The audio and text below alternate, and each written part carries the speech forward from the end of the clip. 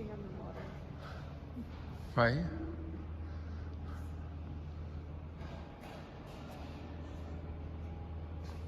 Wow. This is all I wanted to come for. Oh, but everything upstairs is amazing. Oh, we're going. I mean, yeah, I didn't pay $12. It's like, oh, neat. And then walk. Plus tip. Right. But I do want to get like the video, like if you don't mind, like the whole significance of this and like why I wanted to come. Okay. So like in this, this is what she talks, or what he talks about.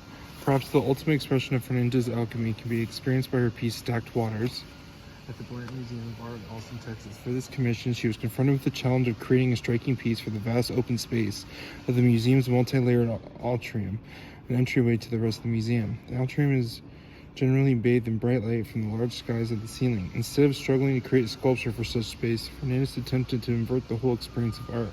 When people enter the museum or gallery spaces, most often with a sense of distance and coldness, they stand back and view something for a few moments and then move on, aiming for a more visceral contact with the viewer than a traditional sculpture could provide. She decided to use the cold white walls of the atrium and its constant flow of patrons as a basis for an alchemical experiment. She covered the walls with bands of thousands of highly reflective acrylic strips, saturated in swirls of colors from shades of blue to white. The overall effect from standing in the atrium is that of being immersed in an enormous pool of water that shimmers from the sunlight above. As people ascend the stairs, they can see in acrylic strips their own reflections, which are oddly distorted, similar to the effect of seeing things through water. Viewing the strips from up close, it is clear that this is an illusion created by the most minimal amount of material, and yet the feel of water, the sense of being immersed, remains palpable and strange.